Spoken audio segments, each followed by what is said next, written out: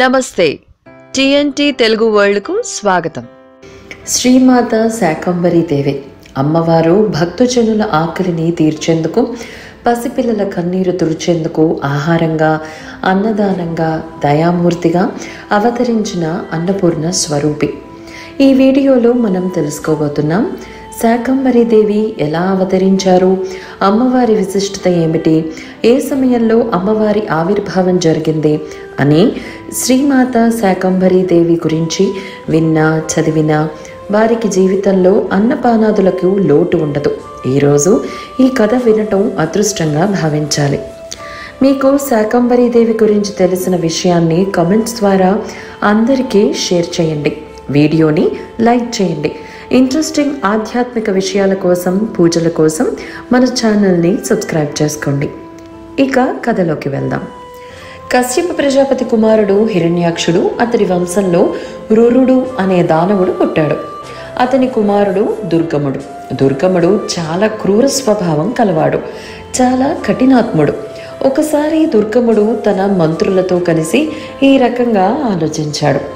దేవదానవ యుద్ధం చాలాసార్లు జరిగింది. నిజం చెప్పాలి అంటే దేవతల కన్నా దానవులే బలవంతులు, యుద్ధ నైపుణ్యం కలవారు. అయినప్పటికీ యుద్ధంలో దేవతలే గెలుస్తున్నారు.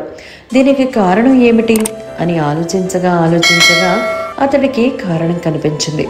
దీనికంతటికీ కారణం వేదాలు.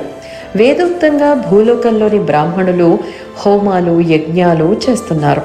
వాటిలో హవిర్భాగాన్ని దేవతలకు సమర్పిస్తున్నారు. అందువల్ల దేవతలకు బలం పెరుగుతోంది. ఒకవేళ హవిర్భాగము గనక దేవతలకు అందకపోతే వారి బలం పెరగదు. అప్పుడు దేవతలను సులభంగా జయించవచ్చు. యజ్ఞయాగాదులను జరపాలి అంటే వేదాలు కావాలి. ఆ వేదాలనే లేకుండా చేస్తే దేవతలకు బలం కాదు కదా. ఈ రకంగా ఆలోచించి వేదాలను తన ఆధీనం చేసుకోవాలి అని అనుకున్నాడు. హిమాలయాలకు వెళ్ళి బ్రహ్మదేవుని గురించి 1000 సంవత్సరాలు ఘోరమైన తపస్సు చేశాడు. అతడి భక్తికి, పట్టుదలకు, దీక్షకు మెచ్చి బ్రహ్మదేవుడు ప్రత్యక్షమై ఏం వరం కావాలో కోరుకో అన్నాడు. ప్రభు, నీ వద్ద ఉన్న వేదాలను నా వశం కావించు అన్నాడు దుర్గముడు. తదహస్తు అన్నాడు బ్రహ్మ. ఆ క్షణం నుంచి బ్రాహ్మణులు వేద ప్రవచనం చేయలేకపోయారు. వేదోక్త విధులు జరగటం లేదు. యజ్ఞయాగాదులు ఆగిపోయాయి. దానివల్ల వర్షాలు కురవటం మానివేశాయి. చెరువులు, బావులు ఎండిపోయాయి. పంట పొలాలకు నీరు లేదు. పంటలు పండటం లేదు. దేశంలో బ్రహ్మాండమైన కరువు వచ్చింది. హవిర్భాగాలు లేక దేవతలు తేజోహీనులైనారు. ఇదే అదనుగా తీసుకుని రాక్షసులు స్వర్గసీమ మీద దాడి చేశారు. దేవతలు యుద్ధం చేసే శక్తి లేక అరణ్యాలకు పారిపోయారు. దేవతలతో పాటు మానవులు కూడా కష్టాలు పాలయ్యారు. యజ్ఞాలు లేకపోవటంతో వానలు కురవలేదు, పంటలు పండలేదు. లోకమంతా దుర్భిక్షం తాండవించటం మొదలైంది. తినటానికి కనీసం తిండి లేని క్షామ పరిస్థితులు ఏర్పడ్డాయి. రాక్షసుడి బాధలు తట్టుకోలేని మానవులు, మునులు, దేవతలు జగన్మాతను ప్రార్థించారు. తమ దీన పరిస్థితిని విన్నవించుకుంటూ తమను ఉద్ధరించమని ప్రార్థించారు. ఈ విధంగా మునులు, దేవతలు చేసిన స్తోత్రాలను విని దేవి ప్రసన్నురాలైంది.